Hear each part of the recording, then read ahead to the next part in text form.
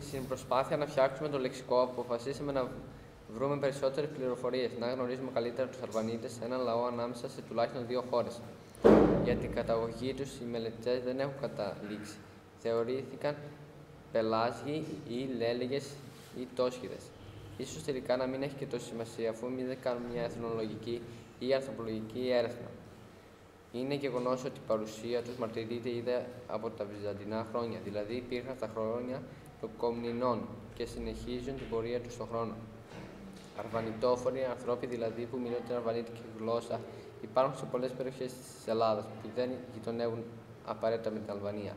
Πολλές περιοχές της Αττικής, ο Πόρος, η Ύδρα, οι Σπέτσες αλλά και πάμπολες περιοχές της Πελοποννήσου έχουν αρβανιτόφωνους πληθυσμούς.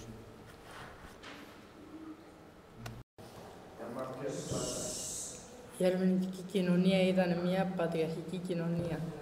Βάση ήταν διευρυμένη κοινωνία. Η φορά στα αρβανιτικά είναι η φύτρα.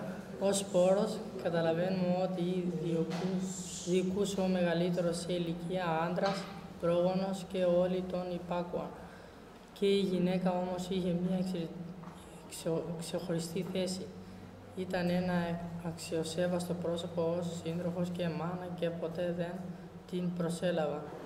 Δεν είναι λίγες οι φορές που οι Αρβανίτισσες χρειάστηκαν να πολεμήσουν και τα κατάφεραν εξαιρετικά καλά.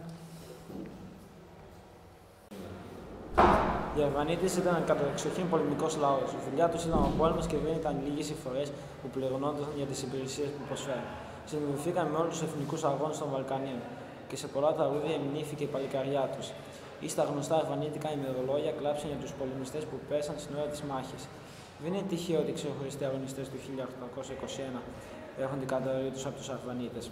Γνωστά παραδείγματα είναι ο Μάρκος Μπότσαρης, ο Ανδρέας Μινιαού.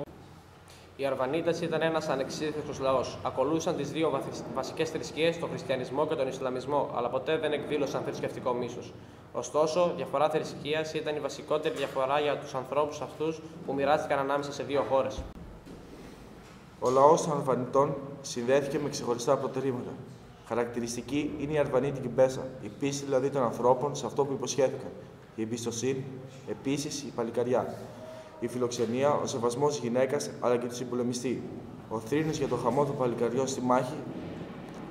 Απ' την άλλη, οι Αρβανίτες κατηγορήθηκαν και για πολλά ελαττώματα, με χαρακτηριστικότητα το χείριστο αρβανίτικο κεφάλι, δηλαδή την αιμονή σε αυτό που εκείνοι θεωρούσαν σωστό και την έλλειψη της ικανότητας να διαπραγματεύονται. Επίσης, η καχυποψία είναι μειονέκτημα του ορεινού αυτού λαού.